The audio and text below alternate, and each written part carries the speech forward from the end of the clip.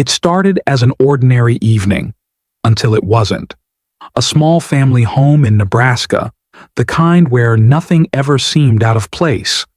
A quiet street, a peaceful neighborhood. But inside that house, something had gone terribly wrong.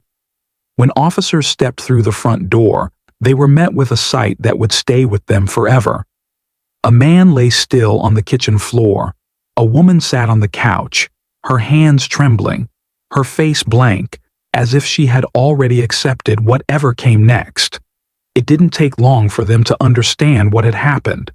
A wife had confronted her husband, the man she had trusted, the father of her child. And in that moment, everything unraveled. But how did it get to this? What led to that final breaking point? And why did a woman, known for her patience and kindness, do something no one ever saw coming? This is not just a story of a crime. It's a story of betrayal, hidden secrets, and a family torn apart in a way no one could have imagined. Before we get into the full story, make sure to like, subscribe, and turn on notifications so you never miss out on more true crime stories like this. Now, let's go back to where it all began. From the outside, the Sanders family seemed perfect. A well-respected husband, a devoted wife, and a bright teenage daughter. In their quiet Nebraska town, they were known as a hard-working, loving family, the kind people looked up to. But behind closed doors, something wasn't right. Greg Sanders was admired in the community. As the owner of a successful construction business, he had built a reputation for being reliable and responsible. More than that, he was seen as a dedicated father, always speaking proudly of his daughter. To most, he was the definition of a family man. Rachel Sanders took care of their home and their daughter, Lily. She was deeply involved in church and the PTA, always the first to lend a helping hand. Other parents saw her as the kind of mother who had everything under control. Even when things felt off, she convinced herself that she had built a good life.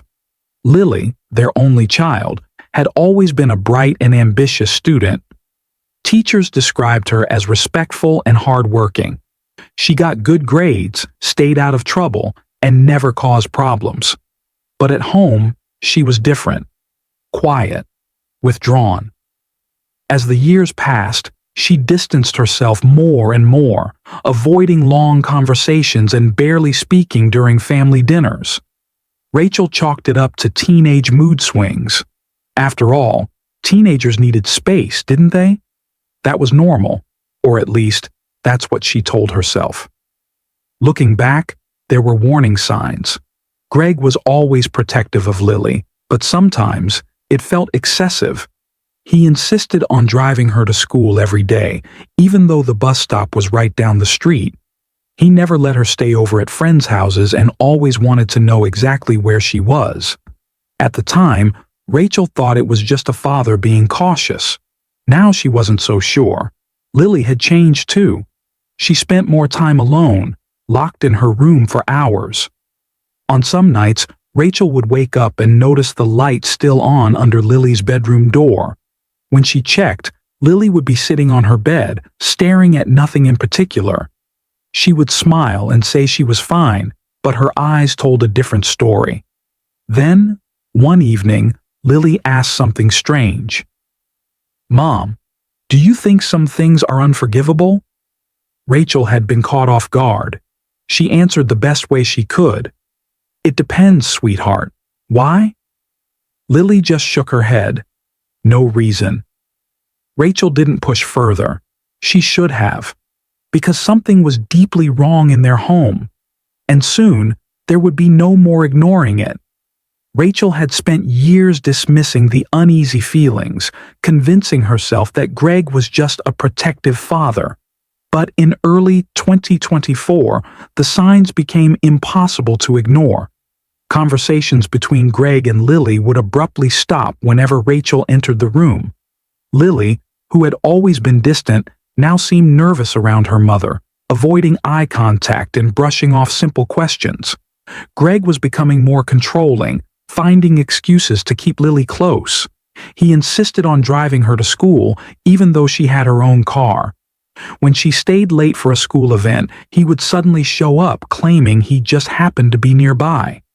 It was strange, but Rachel pushed the thoughts aside. She told herself she was overthinking things. Then, one evening, everything changed. Greg had left his phone on the couch while stepping outside to take a call. Rachel barely noticed it at first, but then the screen lit up with a message from Lily. Hesitating, she picked up the phone. It was unlocked. Her hands felt clammy as she scrolled through their conversation. The messages weren't what a father should be saying to his daughter. They were too personal, too familiar. Greg's words were affectionate in a way that made Rachel's stomach twist. Lily responded in a tone that made it clear. This was something more than a father-daughter relationship. Rachel's breath caught in her throat. Her mind raced, trying to find another explanation. Maybe she was misunderstanding. Maybe there was something she wasn't seeing. But deep down, she knew. Her hands trembled as she put the phone down. She looked toward the window where Greg was still outside on the call. He was laughing, looking relaxed, like nothing was wrong. Her heart pounded. For years she had ignored the signs. She had convinced herself that everything was fine. But now, the truth was staring her in the face, and there was no looking away. Rachel didn't act on what she had discovered right away. A confrontation without proof would only lead to denial, excuses, and manipulation. Instead, she chose to watch carefully, looking for anything else that would confirm what she already suspected. Checking Lily's social media, she noticed subtle signs, vague posts, cryptic captions, and comments from Greg that felt too personal. When she checked Lily's school records, she found multiple instances where her daughter had left early or skipped classes altogether, with Greg signing off on the absences. Rachel even searched through Lily's old journals, flipping through pages filled with confused emotions and contradictions. It was clear her daughter had been struggling for years. Each discovery added another weight to her chest. She had spent so much time convincing herself that Greg was just a protective father. But the truth was right in front of her. Then came the moment she could no longer ignore. One evening, while Greg and Lily were out, Rachel set up a small camera in the living room. She knew her husband's habits. He always sat in the same chair, talked in the same soft tone, thinking no one else could hear. If something was happening, this would prove it. Hours later, sitting alone in the dimly lit room, she pressed play. The video began like any other quiet night. Greg and Lily sat on the couch, their voices low. But then, Rachel saw something that made her blood run cold. Greg leaned in too close, whispering to Lily in a way no father should. His hand lingered too long. His expression was one Rachel had never seen before. Rachel's grip tightened on the edge of the table. Her breathing was shallow. She forced herself to keep watching, even though every second made her stomach twist. Her hands trembled as she played the video back again, making sure she wasn't imagining it. But there was no mistake, no misunderstanding. This was real. She pressed stop, staring at the frozen image on the screen. Her world had just shattered. Rachel sat in the dimly lit kitchen, her fingers curled around the edges of the table. The house was silent except for the distant hum of a passing car outside. Her heart pounded, the weight of everything she had uncovered pressing against her chest like a heavy stone. She had spent years trusting Greg, building a life with him, believing in the family they had created together. And now, it had all been a lie. She checked the time. Greg would be home any minute. The front door opened and Greg walked in, setting his keys down on the counter. His usual calm demeanor faltered when he saw her sitting there, her expression unreadable. Rachel wasted no time. She reached for the remote and pressed play. The screen lit up with the footage from earlier that night. Greg's face tensed as he watched himself on the screen, his actions laid out in undeniable proof. At first, He tried to downplay it, shaking his head and scoffing, insisting she was seeing things that weren't there. Then, when Rachel didn't respond, his tone shifted. He accused her of twisting reality, of being paranoid, of looking for a reason to blame him for their failing marriage. His voice grew sharper, more desperate. Rachel felt something snap inside her. For years she had overlooked small things, dismissed her own feelings, convinced herself she was imagining it. But this wasn't a misunderstanding. This wasn't an overreaction. This was real. And Greg wasn't sorry. The argument escalated. Voices rose. Accusations flew. Greg stepped closer, his presence suffocating. Rachel backed away, her breath uneven. She reached behind her, her fingers brushing against the cold handle of a kitchen knife. She hadn't planned it. The moment happened in a blur. Lily, who had been upstairs in her bedroom, heard the commotion. She rushed down the stairs just in time to see her father collapse onto the floor. Her screams shattered the silence. Trembling, she grabbed her phone and called 911. By the time the front door burst open and police officers rushed in, the house was silent again. The only sound was Rachel's ragged breathing as she sat on the couch, her hands trembling, staring at what she had done. She didn't try to run. She didn't argue. When the officers shouted for her to put her hands up, she obeyed.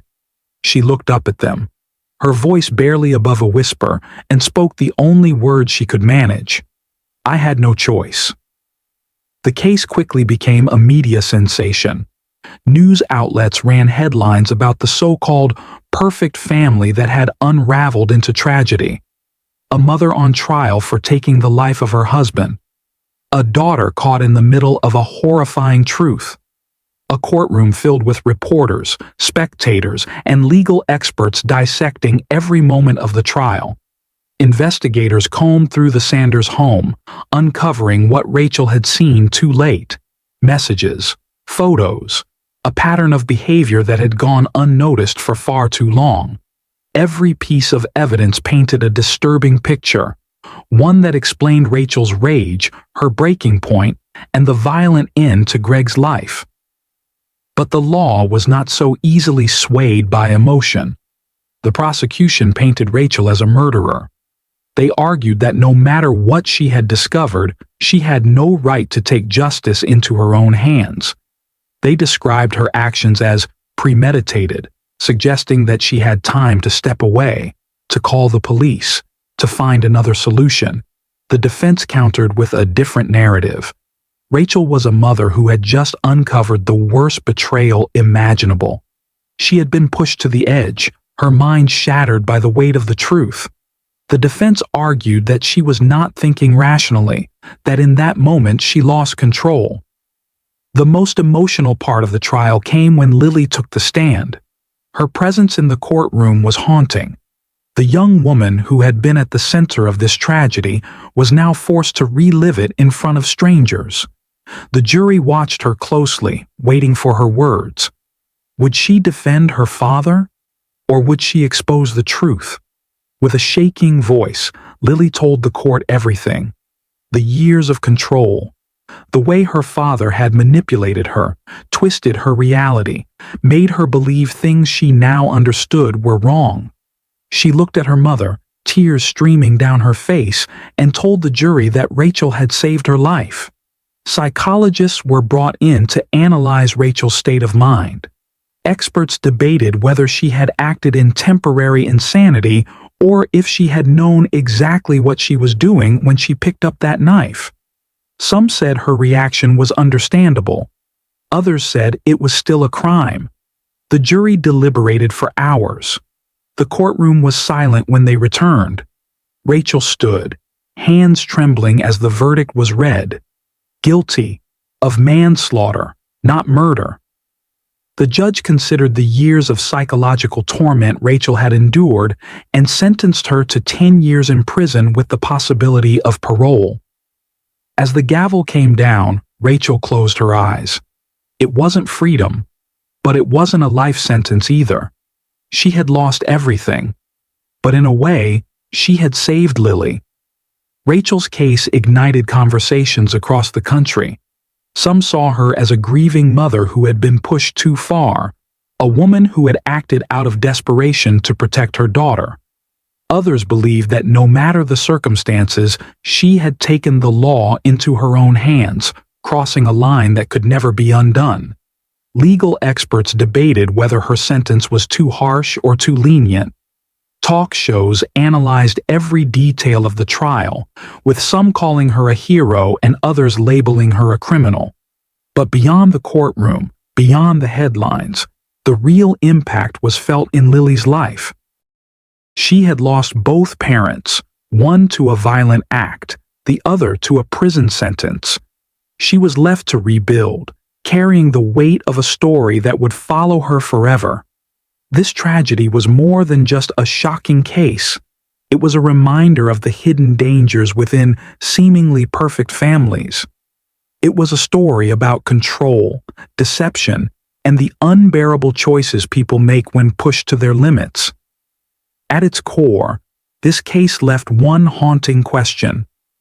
In moments of betrayal, grief, and anger, how far would you go for justice?